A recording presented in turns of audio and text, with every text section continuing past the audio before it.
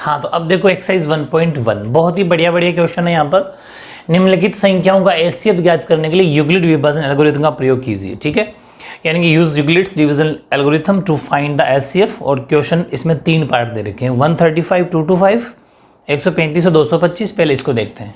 देखो ये जो यूक्लिड है विभाजन एल्गोरिथम जो है, यानी यूक्लिड डिवीजन जो लेमा है या फिर जो एल्गोरिथम है वो होती है a = bq + r। मतलब ये एक फॉर्मूला है, ऐसा मान लो आप। ठीक है, ये एक सूत्र है, a = bq + r।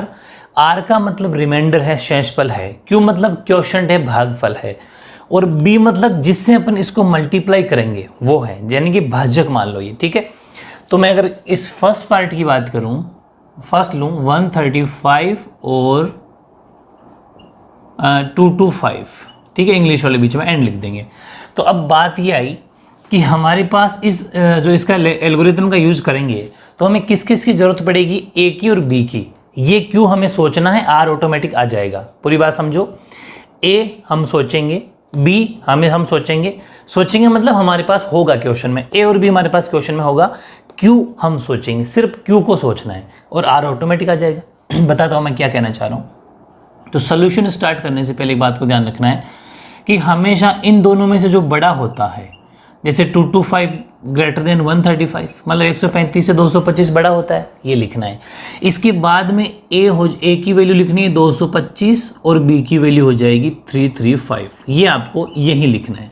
मतलब कि जो बड़ा है उसको पहले लिख दो, फिर जो बड़ा होगा वो ए होगा, जो पीछे बचेगा बी हो जाएगा। ठीक बात है।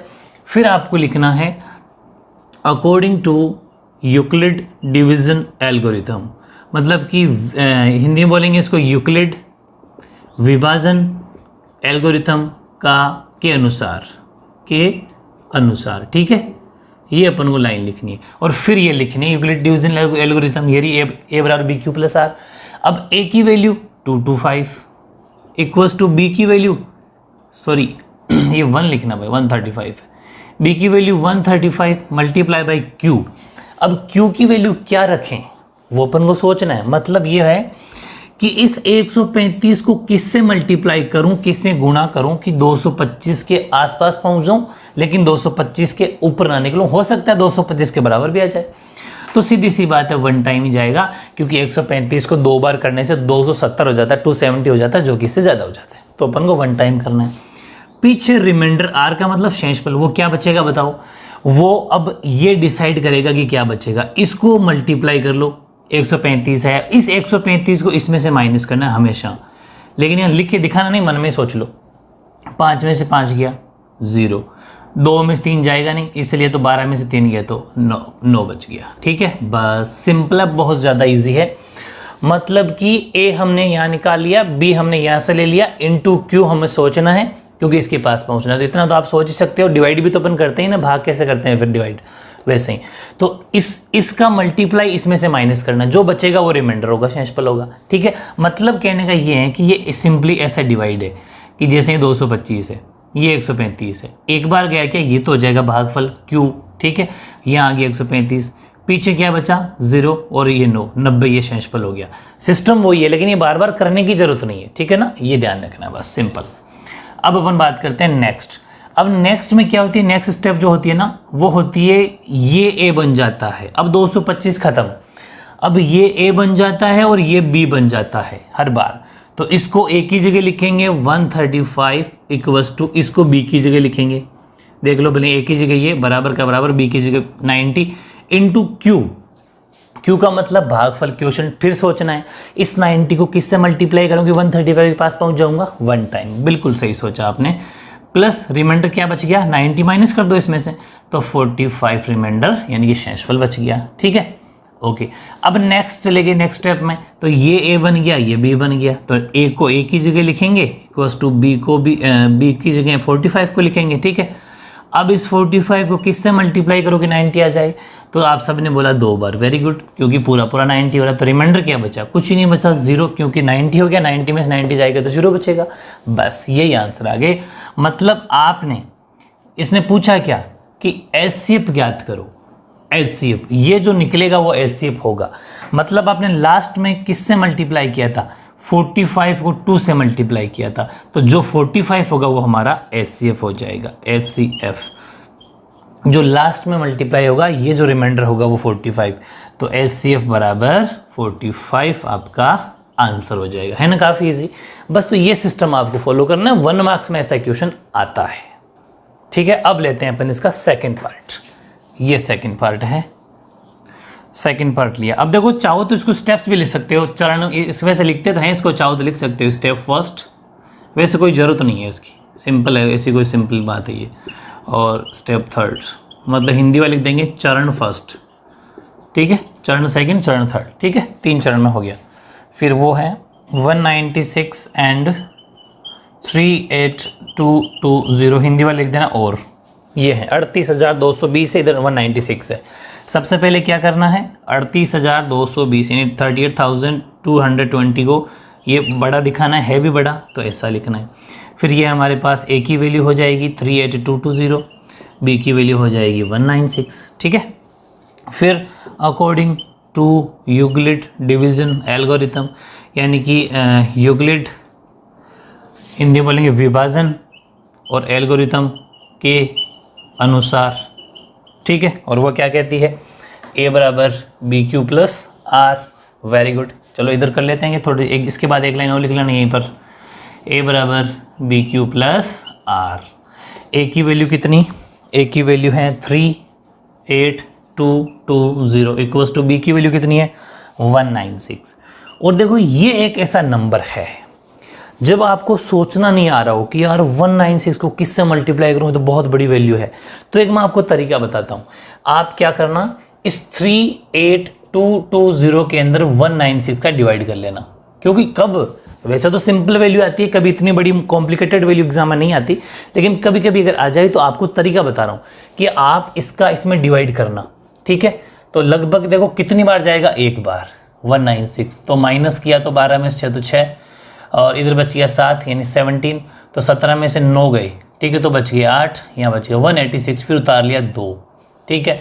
अब इसका अप्रोक्स लगभग ये जाएगा, 10 बार तो जा नहीं सकता, 1960 हो जाएगा, तो 9 बार चला जाएगा, तो 9 6 54 यानी 9 6 54, फिर बच गए 5 81 और 5 86, 8 और 9 और 8 8 16 17 17 आ गया, 12 में 4 गया तो 8, यहाँ बन गए 15, ठीक है, क्योंकि इससे ले लिया था कैरी, 15 में से 6 गया तो 9, यहाँ बच गया मतलब 98 बचा, अब उतारा 0, तो अब इसका लगभग कितनी बार जाएगा, 5 बार, ठीक है, 5 6 30 यानी 5 6 30 1 कैरी, फिर 5 9 45 और 3 48 4 कैरी 5 4 9, पूरा कंप्लीट हो गया, मतलब 195 कंप्लीट टाइम जा रहा है। इसका मतलब ये सीधा एक ही बार में खत्म हो गया, 196 इंटू 195 प्लस 0 रिमाइंडर, ये है मतलब। ये तो एक अलग सा ही क्वेश्चन था, मुश्किल जरूर लग रहा था लेकिन सबसे इजी है। तो अब इसका एचसीएफ क्या हो जाएगा, जो बी है, बी की वैल्यू हमेशा एचसीएफ होती है, बी क्यू मतलब बी इधर वाली, जैसे यहाँ 45 थी ना वो नंबर, तो एचसीएफ फाइनल एचसीएफ क्या हो जाएगा, क्योंकि रिमाइंडर जब 0 बच जाए ना तो वही आपका आंसर हो जाएगा, वही एचसीएफ हो जाएगा। तो आपका एचसीएफ हो जाएगा 196। मेरे हिसाब से सबको बहुत ईजी लग रहे होंगे, सब सोच पाओगे। जब सोचना नहीं आ रहा हो तो ऐसे डिवाइड करके, रफली डिवाइड करके देख लेना, ठीक है। नेक्स्ट तीसरी स्टेप अपनी, तीसरा क्वेश्चन है वो है 867 एंड 255, ठीक है। पहली स्टेप क्या है कि 867 बड़े हैं 255 से, तो ए की वैल्यू हो जाएगी 867, बी की वैल्यू हो जाएगी 255, ठीक है, ये निकाल दी। फिर according to Euclid division algorithm, यानी कि यूक्लिड विभाजन एल्गोरिथम के अनुसार, ठीक, वो क्या कहती है, ए बराबर बी क्यू प्लस आर, ए की जगह 867 इक्वल्स टू बी की जगह 255 इंटू क्यू, सोचना पड़ेगा क्यू तो, ठीक है, क्यू कितना है, इसको किससे मल्टीप्लाई करूँ इसके पास पहुँच जाऊँ, तो लगभग राउंड फिगर में इसको 250 मान लो, 250, इसको 900 मान लो, तो सीधी सी बात लगभग 250, 250, 500, 750, 3 बार में काम होगा। 3 5 जा 15, 15 और 1 16, हाँ से लग गई ना, 6 और 1 7, 765, इसमें से माइनस कर लो, वो रिमाइंडर बच जाएगा, 7 में से 5 गया 2, 6 में 6 0 और 102 बच जाएगा, ठीक है, 102 रिमाइंडर बच गया। अब नेक्स्ट स्टेप, ये तो फर्स्ट स्टेप थी, सेकंड चरण, द्वितीय चरण में ये अपना ए बन जाएगा, ये बी बन जाएगा, तो 255 इक्वल्स टू वो a बन जाएगा 102। किससे मल्टीप्लाई करूं बताओ। तो सीधी सी बात है 2 बार ही होगा, ठीक है। 2 बार का हो जाएगा 204, 204। तो रिमाइंडर क्या बच गया 15, बस 51 ही बचा। थर्ड स्टेप चली, ये a बन गया, ये b बन गया, तो 102 इक्वल्स टू 51। किससे मल्टीप्लाई करूं बताओ 51 को? 2 से। वेरी गुड, क्योंकि पूरा हो गया, रिमाइंडर 0। तो ये हमारे लिए एचसीएफ बन गया, यानी कि एचसीएफ कितना हो गया 51। तो बेहद आसान है, जब तक करते रहना जब तक रिमाइंडर 0 ना बच जाए। ये एक एचसीएफ निकालने का तरीका, एचसीएफ निकालने के तो और भी तरीके बहुत है, लेकिन यूक्लिड विभाजन एल्गोरिथम जो आपके कोर्स में है उससे ये मेथड सबसे बेस्ट है। और जो मैंने स्टेटमेंट लिखवाए हैं वैसा का वैसा आपको स्टेटमेंट लिखना है, बस आपको इनकी फुल फॉर्म लिखनी है। मैंने शॉर्ट में लिखा, अपना टाइम वेस्ट ना हो इसलिए, ठीक है, समझ गए? Okay.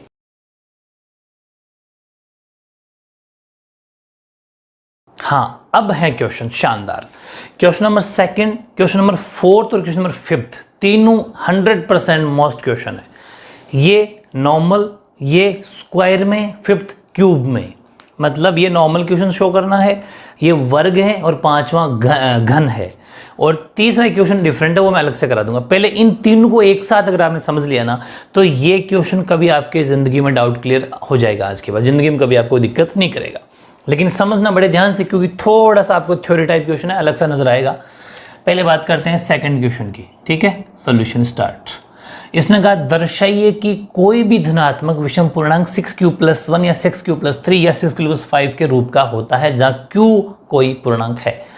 Show that any positive odd integer is of the form 6q+1, 6q+3 और 6q+5 where q is some integer. बहुत डिफरेंट टाइप के क्वेश्चन, अभी तक आपने ऐसा नहीं पढ़ा, 9th में भी ऐसे क्वेश्चन नहीं थे, ध्यान से समझना। तीसरा बाद में करेंगे। हाँ, अब सबसे पहले अपन को ये मान के चलना है, माना कि A एक विषम धनात्मक पूर्णांक है।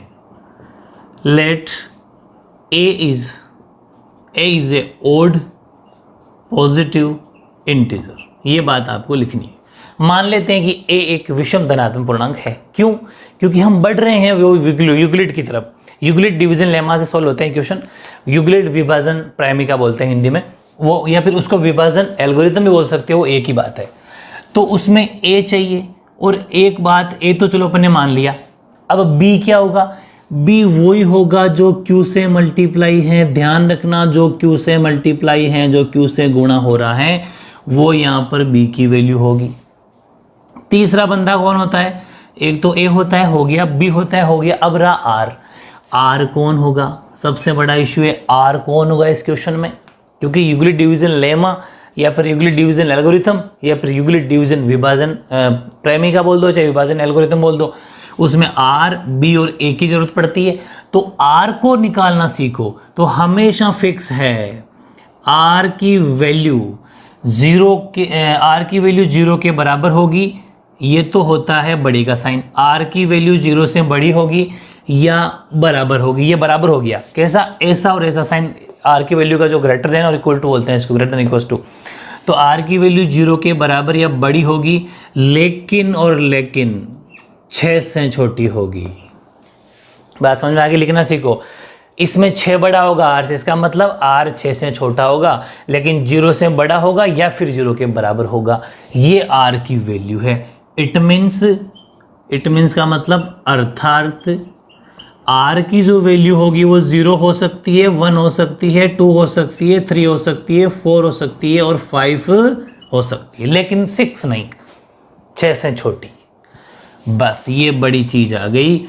r की वैल्यू इस क्वेश्चन की अकॉर्डिंग अपन 5 तक रख सकते हैं। मामला फिट है? फिट है। अब अपन को शो क्या करवाना है उस पर चलो। उसने कहा कि आप दिखाओ 6q+1, 6q+3, 6q+5 हो जाए according to Euclid division lemma. ठीक है, विभाजन क्या बोलते हैं इसको? यूक्लिड विभाजन प्रेमिका। ठीक है, लेमा की स्पेलिंग LEMMA। LA तो नहीं आता, एक बार देख लेते हैं नीचे वाले में स्पेलिंग L। ठीक है, प्रेमिका के अनुसार ये फॉर्मूला वही चीज है, यूक्लिड डिवीजन एल्गोरिथम बोल दो, चाहे बात वही है। वो क्या कहता है? A बराबर बी क्यू प्लस आर। ठीक है, ये हैं, लेकिन हमें क्या चाहिए, आर की वैल्यू ऐसे ही मत रख देना, पांचों नहीं रखनी है, 5 में से आर की वैल्यू वो ही रखनी है जो हमें दिखाना है। आर इसमें कौन होगा, 1 होगा आर, 3 होगा आर, 5 होगा आर। बस इसका मतलब आपको आर बराबर 1 लेना है, 0 भी नहीं लेना। 0 कब लेते, जब ओनली फॉर 6q होता, मतलब रिमाइंडर होता ही नहीं। हो सकता है इसी क्वेश्चन एग्जाम वाला ऐसा कह दे कि 6q प्लस 3, 6q प्लस 5, इसका मतलब हमें आर की वैल्यू 0 लेनी है, तब जाके वो 6q होगा। समझ गए, अभी समझाता हूँ। आर बराबर 1 ले लिया अपन ने और इसकी वैल्यू पुट कर दी इसके अंदर, a बराबर b की जगह 6q प्लस आर की जगह 1 आ गया एक आंसर। तो यही चाहिए था एक। तो सेकंड में आर बराबर क्या चाहिए, 3, तो a बराबर 6q प्लस 3, ये भी आ गया सेकंड आंसर। फिर क्या चाहिए, आर बराबर 5, तो a बराबर 6q प्लस 5। बहुत ज़्यादा आसान था, पहला तो हमने शो कर दिया, करना था, बिल्कुल ईजी है क्वेश्चन, 1 मार्क्स में आता था। ये क्वेश्चन इंपॉर्टेंट है और पांचों इंपॉर्टेंट है, ये स्क्वायर है। अब इसीलिए मैंने इन दोनों को एक साथ लिखा, अब समझ में आएगा। ये तो हो चुका अपना, ठीक है। अब बात करते हैं सोल्यूशन 4th की। ध्यान से समझना, बहुत, अगर तीनों एक साथ समझोगे तब सारे डाउट क्लियर, आज के बाद कोई टेंशन नहीं। ये लाइन फिर से लिखनी है, माना कि A1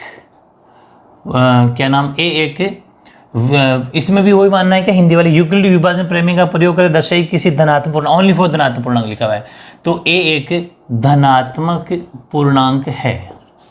late a is a positive integer, बस ये मान के चलना है, जो दे रखा है वो लैंग्वेज रखनी है। फिर रही बात b की, तो बताओ b क्या होगा, b जो हमें दिखाना है, जो m के साथ मल्टीप्लाई में है, वो b हो जाएगा, b हो गया 3, बिल्कुल सही है। अब रही बात r की, तो फिक्स है इतना, तो r की वैल्यू 0 से बड़ी है, 0 के बराबर होगी, लेकिन 3 से हमेशा छोटी होगी। जो भी b की वैल्यू है उससे हमेशा छोटी होगी। समझ में आ गई, इट मीन्स अर्थात r की वैल्यू 0 हो सकती है, 1 हो सकती है, 2 हो सकती है, बस, ठीक है। फिर ये line according to Euclid division lemma, साफ लिखा हुआ है, यूज यूक्लिड डिवीजन लेमा, ठीक है। यूक्लिड्स डिवीजन लेमा यानी कि यूक्लिड विभाजन प्रेमिका के अनुसार, ठीक है। और वो क्या कहती है, a बराबर बी क्यू प्लस आर। बात आई हमें दिखाना क्या है, हमने देखा हमें दिखाना 3m, इसका मतलब हमें r नहीं लेना, क्या नहीं लेना, 1 नहीं लेना, 2 नहीं लेना, 0 लेना है, क्योंकि प्लस में कुछ भी नहीं है और प्लस में जो होता है वो रिमाइंडर होता है। हमेशा ऐसी कंडीशन में रिमाइंडर 0 लेना है। तो a बराबर b की जगह तो रख लेंगे 3, q का तो q, r की जगह रख दिया 0, तो a की वैल्यू क्या आ जाएगी भाई, 0 का तो कोई मतलब नहीं है, 3q, a बराबर 3q लिख सकते हैं, यस। अब सुनो, अब उसने कहा कि use Euclid division lemma to show that the square of, ये शब्द का ध्यान देना है, स्क्वायर ऑफ मतलब कि यूक्लिड विभाजन प्रमेय का प्रयोग करके दर्शाई किसी धनात्मक पूर्णांक का वर्ग करना है। इसका मतलब अब दोनों तरफ वर्ग करने पर या लिखना बोथ साइड स्क्वायरिंग, यानी कि दोनों तरफ वर्ग करने पर, दोनों तरफ वर्ग करने पर, इधर भी वर्ग इधर भी वर्ग। अब नहीं, इसको मत लिखो, एक बार फॉर्मेलिटी के तौर पे कर दिया, वो तो वैसे अपने मान के चल रहे हैं। सोल्यूशन तो इसका आएगा 3 का स्क्वायर 9, q का square q square, 9q square. क्या आपको 9q स्क्वायर दिखाना था क्या, नहीं। देखो पूरी बात समझो, यहाँ पर कोई स्क्वायर नहीं करना था, तो वही हमारा आंसर था, लेकिन इसने कहा नहीं, इसके बाद में इसका वर्ग भी करो, तो हम वर्ग भी कर रहे हैं। अब हमें क्या दिखाना है वो ध्यान दो, हमें दिखाना है 3 और m, तो इनमें से कॉमन लेना है जो दिखाना है भाई। ये जो 9q स्क्वायर है, इसको मैं ऐसा लिख दूं तो आपको कोई तकलीफ है क्या, आपको कोई तकलीफ नहीं है। क्यों, क्योंकि 3 × 3 9 और 9q स्क्वायर, भाई मल्टीप्लाई कर लो एक साथ में। इसको ऐसा क्यों लिखा, इसके पीछे कारण है, अब सुनना। अब मैं इसको लिख दूं 3m, अपना आंसर आ गया। आप कहोगे ये क्या कर दिया, 3q स्क्वायर कहाँ चला गया, बिल्कुल सही सोचा आपने, यहाँ लिखना है जहां, मतलब वेयर 3q² बराबर m, जहां हमने 3q² के बराबर में क्या रख लिया, m, बस आ गया आंसर। ऐसे करना है। अब सुनो, अभी पूरे डाउट क्लियर होंगे, चिंता मत करो। अब शानदार क्वेश्चन है, थ्योरी टाइप है थोड़ा। ये तो दिखा दिया, अब 3m+1 और दिखाना है। इसका मतलब हमें r की वैल्यू 1 और लेनी पड़ेगी। रखो 1 लेने के बाद में a बराबर 3q+1, उसके बाद में बोथ साइड आर स्क्वायरिंग, मतलब a के ऊपर भी स्क्वायर और 3q+1 के ऊपर भी स्क्वायर, बोथ साइड स्क्वायरिंग, यानी कि दोनों तरफ वर्ग करने पर। ठीक है, ये बात अपन को यहाँ पर लिखनी है। तो a का तो स्क्वायर हो गया, ये बार बार मत लिखो, इसको छोड़ देना। अब यहाँ ध्यान देना है, इसका जब स्क्वायर करेंगे तो a का स्क्वायर प्लस b का स्क्वायर प्लस 2ab। बात समझ में आ रही है क्या? आपने कहा आ रही है, वेरी गुड। 3q का स्क्वायर हो गया 9q², 1 का स्क्वायर हो गया 1, 3 2 जा 6q, है ना शानदार। अब सुनो, अब है क्वेश्चन, हमें दिखाना है 3m+1 और किसी से कोई मतलब नहीं। तो हमने उसके जैसा थोड़ा थोड़ा बनाने की कोशिश की कि इसको थोड़ा ज़रा ऐसा लिखें क्या, ऐसा लिखा तो हमें भी काफ़ी अच्छा लगा कि 1 सेपरेट हो गया। अब इनको अपन ने क्या करा, इन दोनों में क्या चीज़ कॉमन ली जा सकती है? कॉमन तो पता नहीं, जो मर्जी ली जा सकती होगी, हमें उससे कोई मतलब नहीं। हमें तो वही लेना है जो हमें चाहिए, हमें तो 3 चाहिए। तो ये लो साहब 3 कॉमन ले लिया, क्यू भी नहीं लिया, क्यू भी हमें ज़रूरत नहीं है, जाओ यहाँ से। 3 कॉमन लिया तो पीछे बचा 3 3 जा 9, ठीक है। 3 3 जा, भाई जो कॉमन लिया जाता है ना उसका बारी बारी भाग दिया जाता है, डिवाइड किया जाता है। तो 3 का 9 में डिवाइड किया, 3 3 जा 9, q² रह गया, प्लस का प्लस, 3 2 जा 6 और q का q, बाहर 1 अपना एज इट इज। अब मैं इसको लिख दूंगा 3m+1। आप कहोगे ये क्या कर दिया, किसका, इसका क्या कर दिया, ब्रैकेट वाले का। बिल्कुल सही कहा आपने, मैंने लिख दिया यहाँ पर वेयर का मतलब जहां 3q² + 2q बराबर m हमने मान लिया, तो ये हो गया m, तो 3m+1। ये है शानदार तरीका। आ रहा मजा, मतलब बेहद इजी है। अब मैं 5वां क्वेश्चन और लूंगा ना, तब तो सारे डाउट ही क्लियर हो जाएंगे आपके। ठीक है, ओके।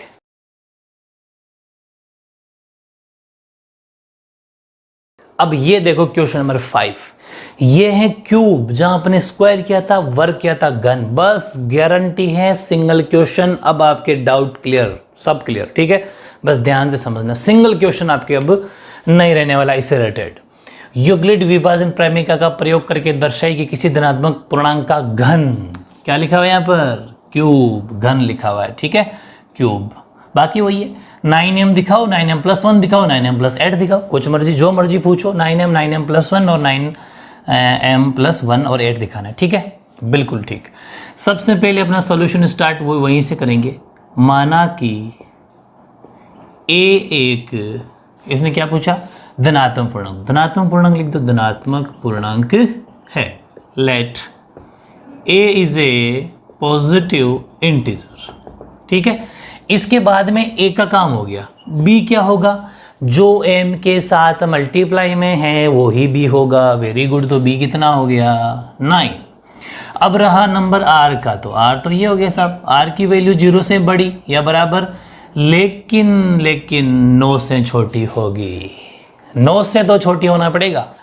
इट मीन्स, अर्थात जो r की वैल्यू होगी वो 0 हो सकती है, 1 हो सकती है, 2 हो सकती है, 3 हो सकती है, 4 हो सकती है, 5 हो सकती है, 6 हो सकती है, 7 हो सकती है, 8 हो सकती है, लेकिन 9 हो सकती, लाइन नहीं हो सकती। क्यों नहीं हो सकती, क्योंकि 9 से छोटा। बहुत बड़ी चीज सीख ली, बहुत बढ़िया। According to Euclid division lemma, Euclid विभाजन और प्रेमिका के अनुसार वो क्या कहती है, वो कहती है कि a बराबर BQ + R। a कितना, a तो माना है, b कितना 9, q कितना, q तो q होता है ना, r कितना पता नहीं। इसका मतलब अभी तो हमने r माना ही नहीं, और मानेंगे ऐसे थोड़ी ना, कोई 8 के 8 ही थोड़ी मान लेंगे, नहीं। जितना पूछा, 9m पूछा ओनली फॉर, इसका मतलब 1 नहीं 0। जब प्लस में कुछ नज़र नहीं आ रहा हो तो 0 लेना है। तो r बराबर 0 लेने पर तो a इक्वस टू b की जगह 9 q प्लस एक बार फॉर्मेलिटी तो करनी है 0, मतलब a बराबर 9q। क्या ये आंसर आ गया? नहीं, उसने कहा था घन करना है, क्यूब करना है। तो लिखो यहाँ पर दोनों तरफ घन करने पर क्यूबिंग बोथ साइड, ठीक है ना, क्यूबिंग बोथ साइड। और अच्छा लिख सकते हो तो अपने हिसाब से लिख लेना। तो a के ऊपर भी क्यूब करना है और 9q के ऊपर भी क्यूब करना। अब a क्यूब को तो मत खोलो, उसकी कोई जरूरत नहीं है। 9 का क्यूब होता है 7 to 9 729, मैंने मतलब 9 इंटू 9 3 बार, और क्यूब खुल गया। क्या आपको 729 क्यूब चाहिए था क्या? नहीं। तो क्या चाहिए आपको? 9m चाहिए। तो कॉमन ले लो इसको, मैं लिख दूं क्या? 9 गुणा 81 क्यूब। इसको ऐसा लिख सकता हूँ? क्यों नहीं लिख सकता? जब मैं 6 को 2 इंटू 3 लिख सकता हूँ तो इसको ऐसा क्यों नहीं लिख सकता? वेरी गुड, बात तो एक ही है। तो इसको जब ऐसा लिखा तो मल्टीप्लाई करके देख लो, वही आना चाहिए। क्या यही आंसर चाहिए आपको? नहीं। तो क्या चाहिए आपको? हमें चाहिए 9m, लिख दिया मैंने इसको 9m। आप कहोगे इसका क्या कर दिया? तो साइड में लिख दो जहां, यानी कि where 81 cube equals to m। तो ये अपना 9m क्या आ गया? आंसर आ गया। अब नंबर आया है 9m प्लस 1 का, यानी कि r क्या लेना पड़ेगा? 1, ठीक है। इसका मतलब हम नेक्स्ट स्टेप चलते हैं, r बराबर 1 रखो फॉर्मूले में, a बराबर 9q प्लस 1, क्योंकि हमें 1 दिखाना है। Very good. अब क्या क्या आंसर आ गया? कि नहीं, बोथ साइड आर क्यूबिंग, ठीक है, बोथ साइड क्यूबिंग करेंगे अपन, मतलब दोनों तरफ घन करने पर। जैसे ही दोनों तरफ घन किया, ये देखो 9q प्लस 1 का भी क्यूब हो गया, ठीक है। चलो a क्यूब तो एक ही बात है, लिखो मत लिखो, एक बार लिख दो चाहो तो, वरना जरूरत नहीं है। अब यहाँ पर ध्यान से समझना, 9a प्लस बी का होल क्यूब का फॉर्मूला लिख देता हूँ साइड में। उसका फॉर्मूला होता है a प्लस बी का होल क्यूब का a cube plus b cube plus 3a square b plus 3ab square, ये फॉर्मूला होता है। a cube plus b cube plus 3a square b plus 3ab square, ठीक है, okay.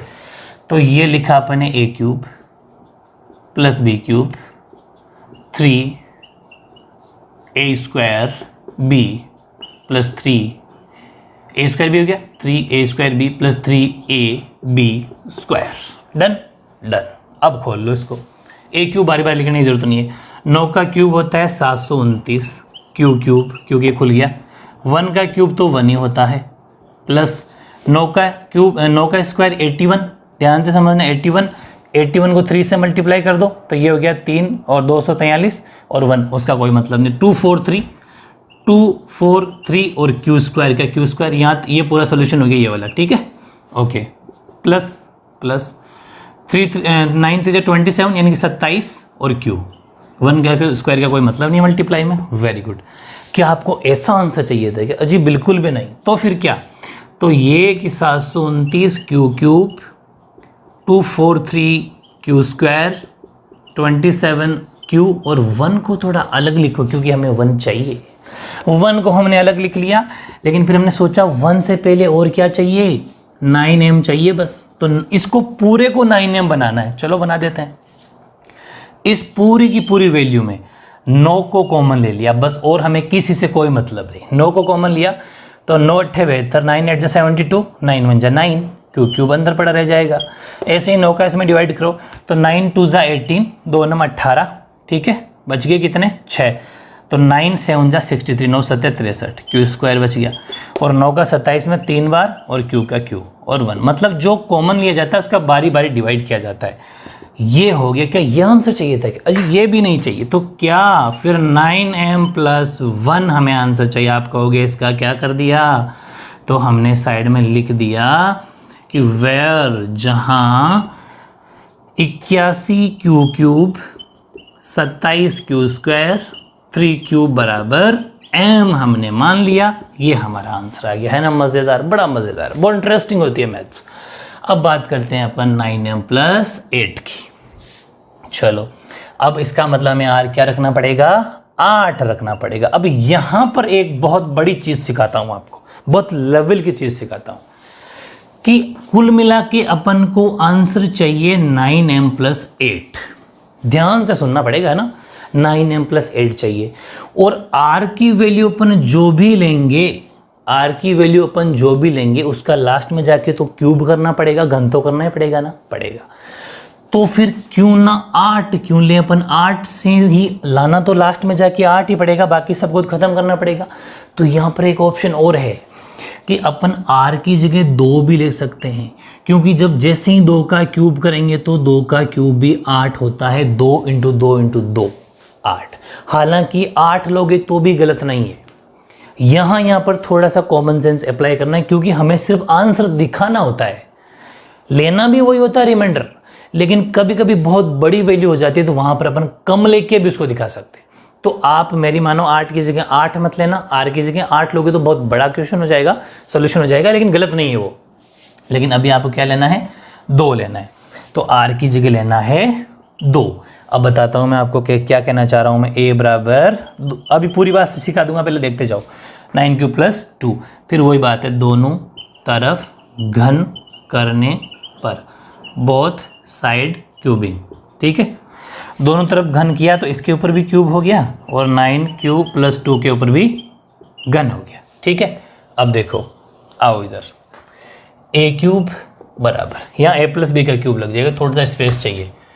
a³ बराबर a³, ये तो a³ कौन सा ये वाला, अब यहाँ पर a + b का क्यूब खोल लेना अपन, तो a³ + b³ + 3a² 3a² b + 3ab²। ठीक है, तो a³ बराबर 9 का क्यूब, 9 का क्यूब होता है 729 क्यूब, 2 का क्यूब 8, यहाँ पर हो गया 81। ध्यान रखना ये 81 को 2 से किया, 81 को 2 से किया तो ये आ गया अपने 2, यहाँ करके बता देता हूँ। देखो 81 हुआ, 81 को 3 से कर लो, चलो तो 243 को 2 से और करना पड़ेगा, तो ये हो गया 6 8, ठीक है, और 4, तो 486। ध्यान से समझना, 3a² b है वो, ठीक है, तो b की वैल्यू तो 2 ही थी इसलिए, तो 486 786 q² प्लस इसका देखो 4 3 12 और 12 9 108,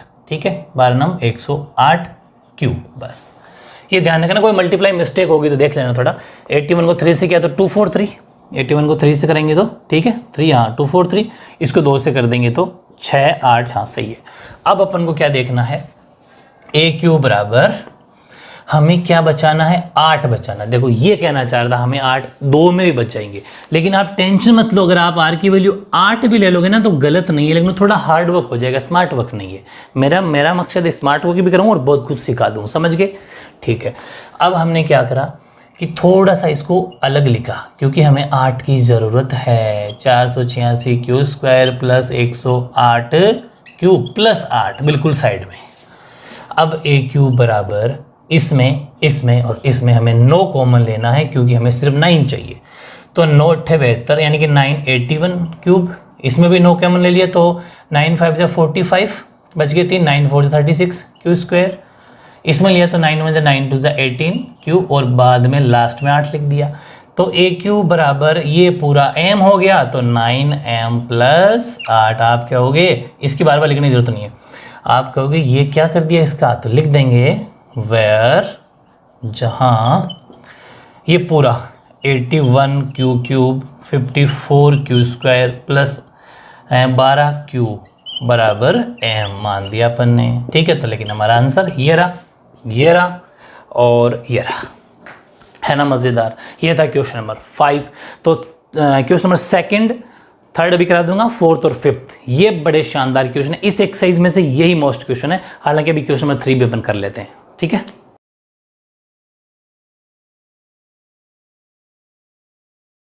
अब देखो क्वेश्चन नंबर आपका 3 जो मैंने पीछे रखा था, क्योंकि ज़्यादा इंपॉर्टेंट है नहीं, ईजी सा क्वेश्चन है कि किसी परेड में 616 सदस्यों वाली एक सेनाइन आर्मी की टुकड़ी को 32 सदस्यों वाले एक आर्मी के बैंड के पीछे मार्च करना। ये सब फॉर्मेलिटी है, थ्योरी है, दोनों समूहों के समान संख्या वाले स्तंभों में मार्च करना है, दोनों बराबर बराबर, जितने संख्या अलग अलग जिस फर्स्ट कॉलम में होगी वही सेकंड में होगी, ठीक है। उन स्तंभों की अधिकतम संख्या क्या होगी जिसे मार्च कर सकते हैं। आपको ज़्यादा कुछ भी नहीं देखना, कॉम्पिटेटिव एग्जाम हो चाहे कोई सा भी एग्जाम हो, आपको ये वर्ड जब भी दिख जाए ना, अधिकतम, highest, an army contingent of 616 members is a march behind the army band of 32 members in a parade. The two groups are the march in the same number of columns. What is the maximum numbers of columns in which they can march? ये मार्च का मतलब parade करना, यानी कि अगर maximum number जब भी दिख जाए, मैं एक छोटी सी बात लिख रहा हूँ कि आपको मैक्सिमम यानी कि अधिकतम, हाईएस्ट, अगर ये वर्ड कहीं पर भी दिख जाए तो हमेशा और हमेशा ACF निकालना होता है। ये चीज़ कहीं साइड में लिख लो बस, और कुछ भी नहीं है इसके अंदर। सॉल्यूशन स्टार्ट करते हैं। दो ग्रुप बने हुए हैं, 616 का और 32 का, तो 616 से बड़ा है, सॉरी 32 से बड़ा है 616। वेरी गुड, इसका मतलब जो बड़ा होगा वो A होगा और B हो गया 32। According to Euclid division algorithm, यानी कि यूक्लिड विभाजन एल्गोरिथम, ठीक है, के अनुसार वो लिख देंगे अपन A बराबर BQ प्लस R। A की वैल्यू कितनी 616, B की वैल्यू कितनी 32। किससे मल्टीप्लाई करूँगा इसके पास पहुँच जाऊँ? राउंड फिगर में मानना है इसको कि अब लगभग अगर 20 से करते हैं ना, 20 से करेंगे तो ये हो जाएंगे 640, भाई 20 से करेंगे 640 हो जाएंगे, जबकि इतना है नहीं। तो लगभग करके देखते हैं अपन एक बार 18 से, 18 दूनी 36, 3, 18 3 54 और 3 57, मामला और बढ़ सकता है। 19 से करते हैं, 19 2 38, 19 2 38, 3 57 और 3 60। हाँ बिल्कुल सही है, मतलब कि हम इसको करेंगे 19 से मल्टीप्लाई 19 से, तो क्या आएगा 19 2 38, 19 2 38, 3 19 से 57 आएंगे, 19 3 57 और 3 60, 608। तो रिमाइंडर क्या बच गया? रिमाइंडर बच गया 08। और अब अपन क्या करेंगे, ये अपने लिए A बन जाएगा और ये B बन जाएगा, ठीक है। तो 32 इक्वल्स टू 8 इंटू किससे मल्टीप्लाई करेंगे, 32 है तो 4 से, प्लस रिमाइंडर 0 आ गया, ठीक है। तो ये क्या 32, तो अब मतलब 32 हो गया। तो अब ये हमारे लिए क्या बन गया, SCF। तो SCF बन गया 8। तो इस तरीके से उसने क्या कहा था कि किसी परेड में सदस्यों वाले उसने नंबर पूछा था, तो वो हो जाएगी अधिकतम जो संख्या हो जाएगी वो हो जाएगी 8, ठीक है ना। हाईएस्ट जो स्तंभों की संख्या होगी लिख सकते हो आप, अतः स्तंभों की संख्या बराबर 8, यानी कि ये पूछा इसने, तो मैक्सिमम नंबर ऑफ कॉलम्स तो लिख देना। So maximum number of columns equals to 8। तो इस तरीके से अपने ओवरऑल 1.1 आज कंप्लीट कर ली, ठीक है, ओके।